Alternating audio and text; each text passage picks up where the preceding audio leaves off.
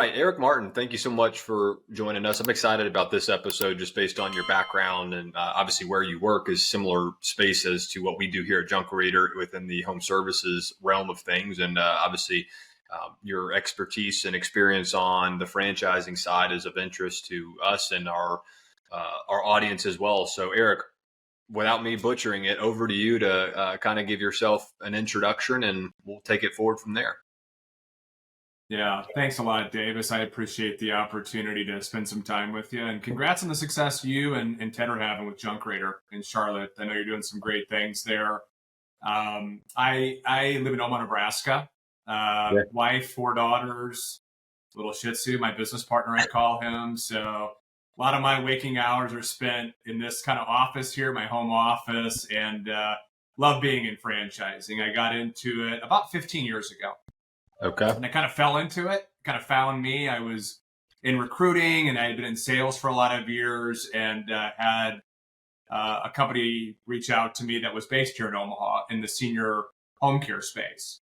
And I had learned a lot about consultative sales through recruitment. And it's a natural transition getting into franchising on the development side because these things take some time, as you know, to bring on new franchise owners and a lot of time spent with them in that process. So a lot of my experiences previously helped me, got in, went well, learned a lot, and my career took some different directions. But I joined Happinest Brands, which is the parent company of Lawn Doctor, Mosquito Hunters, ecomaids, Elite Window Cleaning, which is based in Canada, as well as Sparkle Squad, which is a mirror of Elite Window Cleaning, but here in the United States. So we have several different home service concepts. And that's really what I've kind of learned and what I've done in my career is home services and recurring revenue, membership type models. So I really love what we're doing here. We can talk a little bit more about that strategy, but it's been an incredible ride here at Happinest for me the last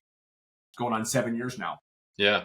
Let's camp out there for a second, Eric, if you don't mind, just the industry in general, right? And home services. I feel like, ever since we started podcasting for sure, but even before that, just learning about the industry and what we're doing on the junk removal side and all the other needs that homeowners have around their houses. I think we've seen an influx of brands and other companies that are being stood up to serve the home services market. But from your angle personally, and I guess maybe from Happinest Brands angle, what attracted you initially to the home services space? And then beyond that, what is, kind of attracting you to stay in it and continue just to add brands within Happinest that specifically focus on home services versus going the other route and maybe standing up, a traditional franchise brand like a retail brick and mortar, something of that realm, unless you guys do have, interest in doing that as well. We don't. Our focus is on service and specifically home service. You're very right there. And I think probably like you, we looked at this, and it kind of goes back to Lawn Doctor. That's a brand that's been around since the late 1960s and is one of the largest, most recognized service brands in all of franchising, very highly ranked and just a legacy brand. And we built a lot of learnings with that over decades. Systems, processes, looked at a sales center to handle an influx of leads and calls in a window of time. We have a marketing team, an IT team. So all these resources, we'll call it, were built for a brand that had been around a long time. And frankly, we looked at it as a company and said, we can help emerging brands within this same kind of home services space grow and accelerate that growth, providing them resources that they themselves as a pioneering brand would never be able to have in their first phase of franchising with 10 or 15 maybe units or less. So that's where it started. And we said, we want to create Happinest as an umbrella and bring in emerging brands that have good leadership in place, a founder who has a passion for franchising, wants to grow with us, with Happinest, and grow their brand under Happinest. So that's where it kind of started, as identifying who we wanted to be, where we wanted to go, and finding those right, passionate entrepreneurs that wanted to build iconic brands that look like Lawn Doctor someday. And they couldn't do that on their own, right? So bottom line is why home services? It's a $600 billion space. It's a do-it-for-me society. People don't want to do their services anymore. They want to outsource it because they value their time and their experience and are willing to spend money disproportionately in many cases to their income. Even millennials are in this equation. to have it done for them. So we also saw fragmentation. There isn't really a giant in any of these spaces. There's a lack of sophistication. There isn't a great user customer experience and journey in a lot of these moms and pops that predominantly make up home services. So we said we can bring a layer of sophistication, processes, learnings, education, sales center, centralized media that we're running for franchise owners, not only helping those founders grow quicker, but helping those unit level operators that are getting in a prime territory in an emerging brand look a lot more like a seasoned brand in this really competitive environment that we're all in. So that's really the reason we looked at is we can do this. We have the experience to do this and do it well and help brands become iconic and attract really good qualified owners that may, in other words, not look at an emerging brand because they don't have those resources in place. Yeah.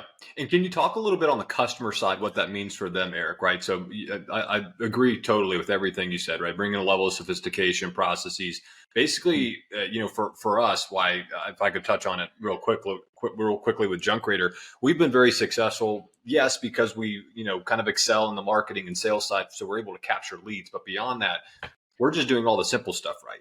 We answer the phone. We've got great customer service. We get on site when we say we're going to be there. We keep you updated. We've got systems and processes in place. We've introduced technology. We're very transparent on site. We're uniform. Like, we're doing all the stuff that a lot of mom and pop shops from a historical background have failed at, in my opinion. And that's coming from a homeowner. I live in this home and I need things all the time. And just finding a painter or somebody to install French doors or whatever the case may be is always a hassle, even in today's world. And so if you could touch on what it means for the customer when you go and, talking about lawn doctors, really help kind of build that brand to be something that is more, I'll use the word professional, or in your words, sophisticated. What does that mean for the customer? Well, I think it's a great question. By the way, I think from a customer's perspective, they don't care if Junk Raider is a national brand or if it's just local in Charlotte. They don't care if Lawn Doctor's got 650 locations or one in their backyard. We all have expectations. We expect people to answer the phone. If we have a question or a concern, you're going to get back to us. We want to provide a unit level operator, a franchisee of Happinest, what we call an unfair advantage. When you think about a lot of franchise owners have several things going on. They're trying to create demand. They're trying to fulfill it. They're trying to deliver, take care of people that paid them yesterday, but also get all those people that want to pay them tomorrow and next week. And by the way, have a life. Maybe go to their kids' game. In our model, we've centralized everything that can be centralized. In other words, lead generation, media, paid search, display ads, retargeting, direct mail. We manage that for a franchise owner to create the interest and send the demand. We also have an in-house sales center that fulfills it. It's a speed to lead world. So when the phone rings or that lead form comes in, you've got minutes today to engage and convert. That's what a lot of mom and pops can do. But what we're giving to our owner is that unfair advantage to focus on customer relationships and retention. You keep customers and home services happy. They're going to stay with you. And that will help you in many ways as a franchise owner. You pay to get a customer, as you well know, one time. When that ad hits and they click and they become a customer, they're in. Now, what can you do with them? See them several times a year for several years going forward. Giving our owners the luxury, the opportunity to have that focus on their customer versus worrying about all those moving parts. And that's what a customer wants. They want to be heard. They want to be getting a great service and feel like they're being appreciated as a customer. A lot of owners don't have that ability to provide that ongoing experience because they're so busy doing so many other things. And I think that's the value a customer gets working with a Happinest brand is a nationally known but locally grown business. And they get that feel, that neighborhood community business. And I think that's what a lot of the customers, especially in home services, when you got somebody coming to your house, going inside or on your property, you kind of want them to be a community person, right? You don't want some random person coming there. That's your nest, right? Absolutely. Totally. And that makes all the sense in the world to me, Eric. So you've got brands like Happinest, obviously. You've got other kind of what I'll call standalone franchise organizations that may not be part of a brand, but just have a single offering. I do window cleaning and my brand is XYZ and that's what we do. Everything that you touched on around processes and just kind of the sophistication, everything around the franchise world and what it means for the customer. Anything come to mind in terms of what's lacking specifically in franchising today and what you maybe you guys at Happinest are trying to solve for? I mean, I know you've been building this company and this brand, your brand's up for many years, and you feel like you're probably at a good place, but and maybe you don't have many gaps, but you see that the franchise industry does have gaps. Can you touch on anything specifically there? Well, I think we all, Davis, in franchising want an owner who's focused, Yeah, who's an operator, who's in the business, not in the widget per se, but working on it.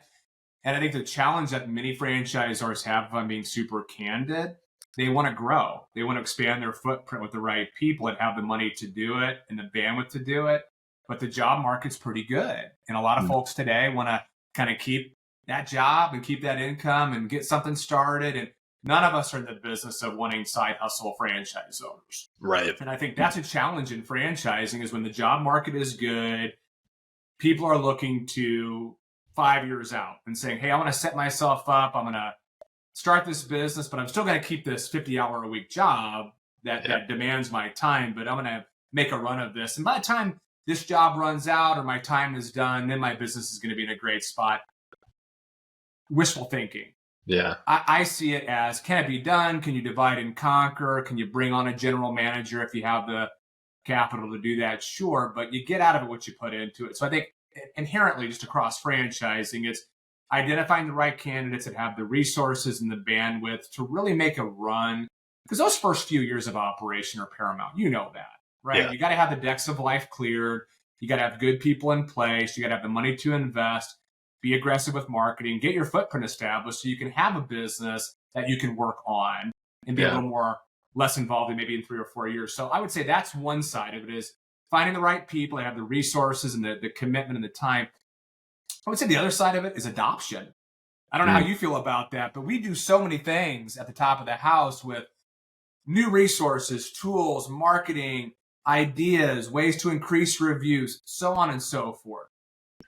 It's hard for franchise owners to adopt everything you're trying to do in this fast-paced moving world. So we really step back and say, how do we best communicate with our franchise owners, make it digestible, and give them enough that they can handle, that they can actually implement, that will make a difference in their business. When you just throw out a bunch of things on the wall and nothing really gets adopted, you're in that same spot. So those are kind of the things I think about. Most franchisors probably would share. It's identifying the right owners that fit our model, that are in this and focused. And then from there, once they're in, you got to consume a lot of information as a business owner. It's so quick today how things move. But as a franchisor, how do we feed that to you correctly so you can digest it and really make that impact your business? It makes a lot of sense because one of the big reasons why folks get into franchising versus starting a company just from the grassroots on their own, no franchise system, is for that IP. Right. And so that it doesn't take them 5 years to get it off the ground and they struggle every step of the way. Instead, they can get all of that IP right up front. But it makes a lot of sense. If they get too much, it's, kind of like reading a book, in one day and you don't retain any of the information. So I totally get that. I think there's a theme, Eric, in the world of franchising, and maybe these are via subreddits or whatever the case may be, but there's rhetoric around just how often a franchisor fails to support the franchisee the way that they need to. And so I'm just curious from your angle, like, why is that? Why is that rhetoric so prominent? And this may be coming from a group of folks that, got into franchising and they themselves did something that wasn't great. And so franchisor wasn't happy and they eventually ousted them. Who knows? But the group, I feel like I've heard it enough where this whole thing around responsible franchising, and you don't want to get in bed with the wrong brand and the wrong franchisor who doesn't support you. Why do you think there's a good amount of franchisors, again, so it seems, that go out, start a company, decide to franchise it, they bring a bunch of people in, they sell territories, and then they don't support them the way that those franchises need to be supported? Why do you think that is? I think a lot of it comes down to the franchisor is underfunded or undergunned. I Yeah. do. I think, and I don't know if you know the stat or not, but it's out there. 82% of franchisors will never surpass 100 locations. Right. Okay. Yeah. And there's 4,000 roughly franchise concepts at this moment in time. And I think Hmm. there's 300 to 400 new entrants every year. Many of them will never be heard of. You'll never see it. There might be one location or two. And it comes back to resources and capital and having the right staff in place. And I think a lot of franchisors, they have success when they have their first pilot flagship office and they feel it's duplicatable and ready, and they go to brokers and they may have a Yeah. representative or two that are in with those folks, and it just explodes. And all of a sudden now it goes from one corporate location to 78 locations and multi-unit owners, and they Yeah. weren't prepared for that rapid growth because franchise owners are different. They have different needs and different desires, and it's hard for a newer brand to grow that quickly and not have challenges. So you'll see a lot of them step back and time out and pause, and some will come back, some never will. But I do believe it kind of comes back to that. And I don't think it's malicious. I think a lot of franchise CEOs, founders, they have a great local business. And it's Yeah. like, I can duplicate this. This is, Mhm. and you take the time to go through the FDD and make sure your systems are tight. And then you'll launch it on portals or broker groups. And all of a sudden it's like, oh my God, we Mhm. can't handle this type of growth. And I think that's where the disenfranchised owner comes from. It's like, hold on, I bought this. This is what I thought it was. And I want my business to look like that one you had that I was shown. Yeah. And I don't feel like that's the case. And I think it does come back to just resources and, Yeah. having the right team in place to help them. Yeah. It makes a lot of sense to just, and I've heard it a lot just through a lot of my conversations about just growing at a pace that you can keep up with as the franchisor. So when you add too many units and franchisees too quickly and you don't have the teams in place to properly support them, both sides really fail at that. It negatively impacts both the franchisee and the franchisor. So I was just curious kind of to get your opinion on it. I think a franchisee too, Davis, needs to understand, and you can appreciate this. You're the CEO. Yeah. It is your business. In franchising, you're licensing the IP, the Mm. model. You're going through the training process. You have vendors that you work with. You're having meetings with your coaches. But when push comes to shove, your success is tied to the effort you put in and a lot of we call it ground game, whatever you want to call it, local advertising, Mhm. local development. There's a lot of grit and hustle needed to be a successful entrepreneur. You're Yeah. well aware of that with what you've Totally. done with your business there. But there is the media side of it, the systems behind it, the support and guidance. But as an owner, all things being considered, if it's a good, sound business model that's shown to be profitable, you're starting off as the cook, the cleaner, and the bottle washer. Yeah. You're that CEO. And I look at it, I tell this to candidates all the time, look at an org chart, envision what you want it to be from CEO on down. Your name's in every one of those boxes right Yeah. now. Okay. Right. Until it's not. And Yeah. you got to replace that and do it the right way. So it's an expectation as well. I think that has to be set correctly. It's not plug and play. You don't pay a fee, sign an agreement, all of a sudden you're massive and relevant. It's not like you're McDonald's here, right? Those are different types of investments in services and junk removal or lawn care or Mhm. pest management or cleaning or whatever it may be. There is that local element too. So those two things have to Yeah. coincide well. Got it. So talk to us a little bit about just Happinest and your model. Is the model for you guys to go out and acquire existing brands, or do you start brands on your own, build those from the ground up and bring them in under your portfolio, or what does that look like for you guys? Yeah, it's great. Thank you for asking that. So historically up to this point, we've gone after emerging brands, ones that have maybe a handful of locations, because we want to align with CEOs that want to be in this long term with us. This isn't like, hey, we're taking you over and it's a 2-year runway and then you're going to cash out and you're done. Like if you're a CEO with a Happinest brand, you're going to be in this ride for quite some time. But we like newer brands, more emerging that can evolve within Happinest. We love home services, obviously. So where we're at, Lawn Doctor, of course, we acquired Mosquito Hunters, which is based in Chicago in 2018. And we took it over at about 7 locations, and now we have about 140 locations across the country. From there, we acquired ecomaids, which is an all-green, toxic-free, green cleaning business, does residential and light commercial. We acquired ecomaids in 2019 with 2 locations, and we run that up now to about 70-ish locations across the country. And then from there, we acquired Elite Window Cleaning. That was actually in 2022, pretty recent, based in Canada. So we went global. And that's a window cleaning, gutter cleaning, house washing, i.e. soft washing, pressure washing company. So kind of exterior beautification services. Really cool technology. We won't go into all those details, but we're kind of ratcheting up the game in an industry in that space that's pretty antiquated. Okay. Yeah. I think the last major innovation with window cleaning was the squeegee, which was invented in 1936. So if you can imagine, it's been about 100 years.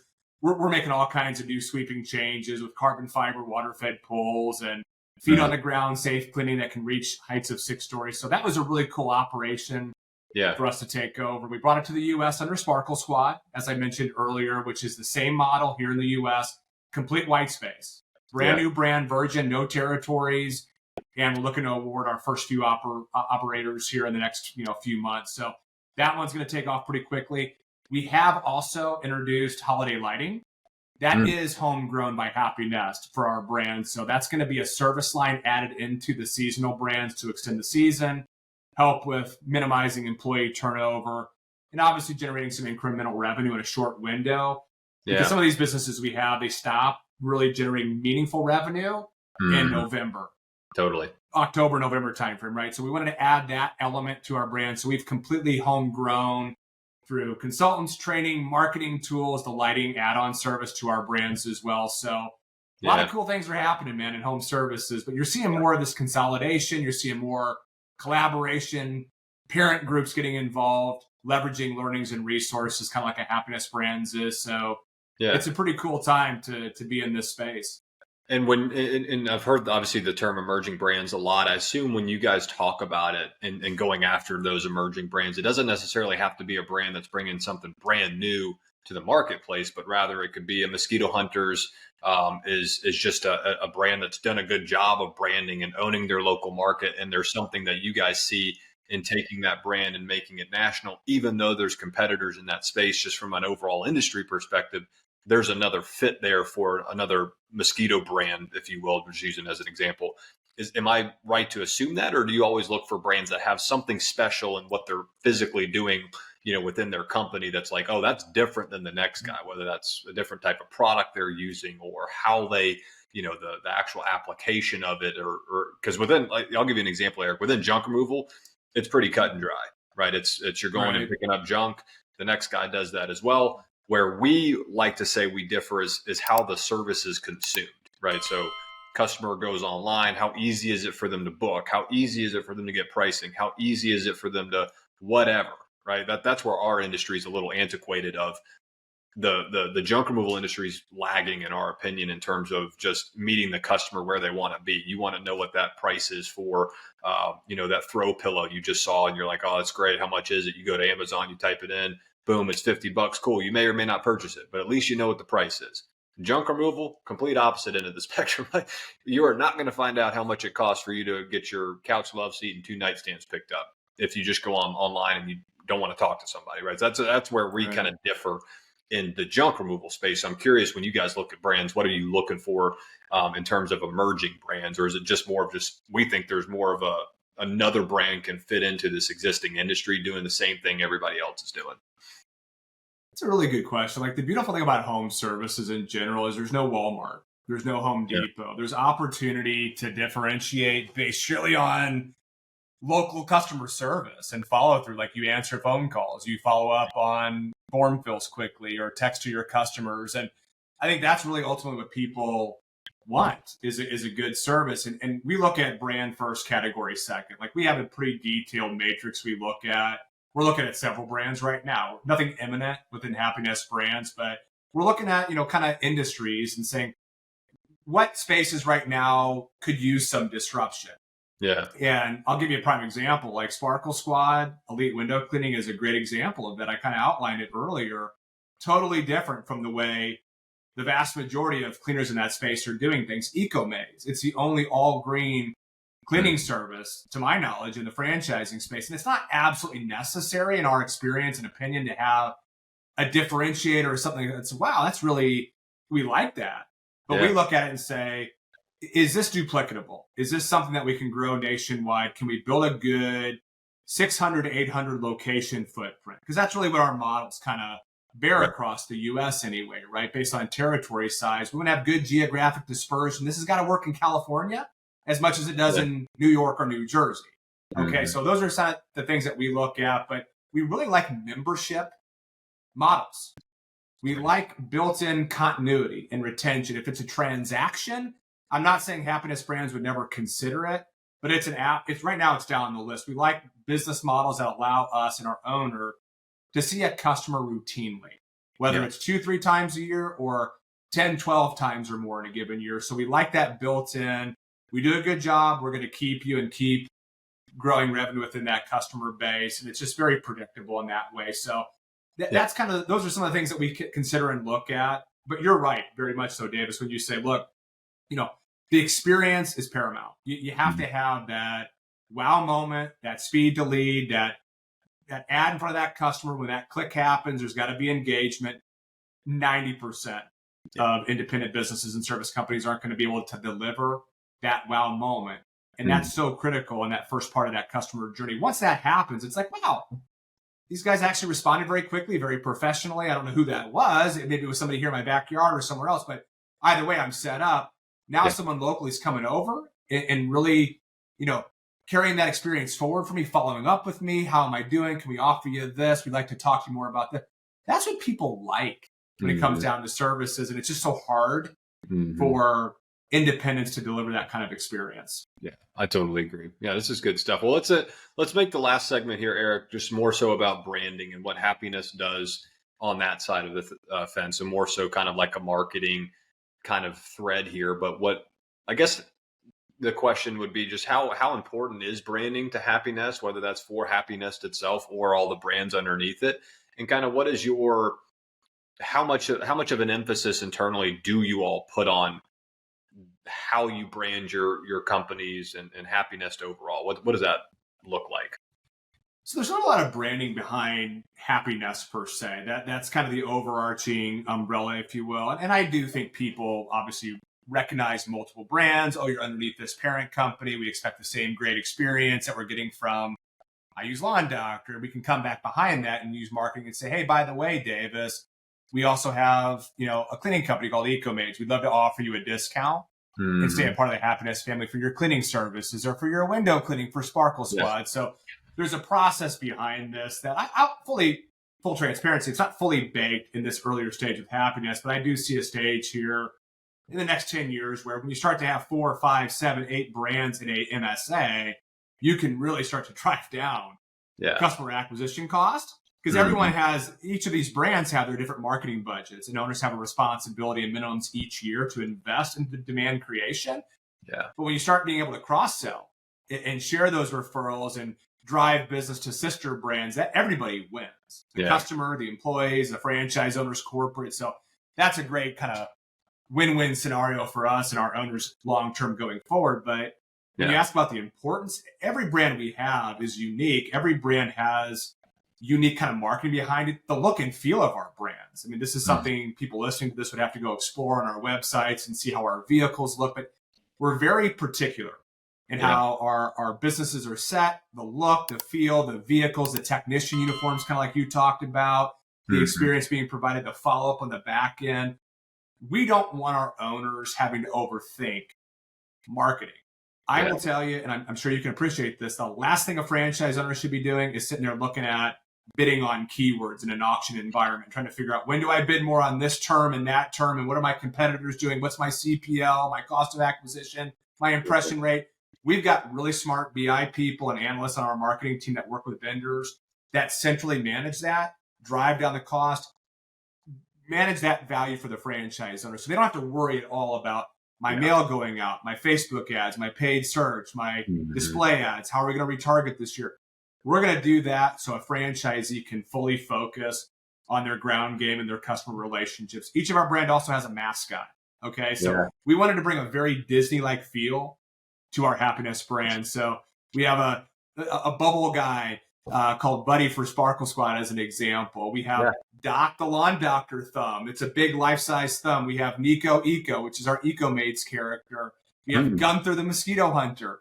So when you're doing an event locally as an owner, you're seeing these characters at these events, and that just brings the business to life and makes it memorable. So I hope I'm making a good point. Everything is thought through meticulously from inception to as you're in the field and when you're doing your ground level events. We want it to all kind of coincide so we get this maximum lift and wall of sound in a new territory that we go into digitally, in the mailbox, at the ground level, at events. It all coincides. Yeah. Yeah, I think branding for within the home services space is just to make it fun and engaging and memorable. Again, on the customer side, I think that's just needed because that's the world we live in, right? You want to remember the brands that you gave your money to, and you want it just to be a good experience, whether you consciously or subconsciously know that. I just want the experience from first call to final invoice paid. I just want to have a good experience. And a lot of that is just kind of this fun element to it that just hearing you talk through kind of how your brands go through that Disney theme, I think is amazing. I think as a homeowner, I just want to have that experience, just like I want to have that experience across everything else in my life. It's just, again, the world we live in. So cool to hear you guys are doing that. Well, let's end it with this, Eric. We like to ask at the end of this, if you could give your younger self some advice, maybe do something differently, coming out of school or when you ever first got into franchising, what advice would you give your younger self that you would maybe do differently back then? Oh, that's a curveball question. I don't really think much about that. My younger self, what would I share with my younger self? First of all, I would say get into franchising earlier. I would have said that because my 15 years in it has been an incredible ride. And, I hope to be in it for the remaining part of my professional career. Yeah. I love it. I love working with people, and I'm sure like you, helping people explore and figure out his business ownership right for them. Mm-hmm. I would say outside of that, like from a sales perspective, we're all in sales in some way in this world. In development, we're always branding ourselves. I think with our process in franchising, I had to learn after a period of time, it's not sales. What we're doing in development, it's relationship building, it's trust building, it's setting the right expectations, building a good process for mutual evaluation. These are long-term decisions. And I think, to me, if I was my younger self in my first year or two of franchising, I would say, Eric, don't say that. Don't press here. This is a mutual evaluation process. Take it slower, make it digestible, one step at a time. I've just learned over the years, as many good people have in franchising, it's not a sale. We're evaluating a candidate. They're evaluating us. It's mutual. These decisions are big. They take time. But there has to be good steps in place to keep momentum going forward with an aspiring franchise owner. It just can't be left as, well, I'll get back to you or let me know. Yeah. There's got to be a good plan in place. But those are some of the things I would probably share with my younger self back in the day. I like it. That makes a lot of sense. Well, Eric, thanks so much for joining us. I think hopefully our audience gets a lot of value out of that, just like I did. And maybe we'll do a part 2 at some point. But we'll let you get back to your day and continue building what you guys are building there at Happinest. If you want to be found, where should folks reach out to you? Email, LinkedIn? What's the best way to get in touch? Certainly on LinkedIn. You can go to Happinest Brands on LinkedIn. We post a lot of information about our brands on that page. If you wanted to email us, the very simple email is info@happinest.com. That goes into our support manager department. Each of our brands has an individual brand email address, franchise information at lawndoctor.com, mosquitohunters.com, etc. So feel free to reach out either way. But we would love to engage if you're interested in a franchise, and even if you just want to have a conversation and maybe kind of hear more about what we're doing and see if there's an opportunity even down the road, we'd welcome that opportunity. But thank you, Davis, for putting this together and giving Happinest Brands the platform on your podcast to share a bit about our story. Absolutely. Happy to do it. And thanks again. And good luck to you guys, obviously, the rest of the way. I'm sure we'll be in touch. I'm sure we will, man. And good luck to you as well. Thanks. Thanks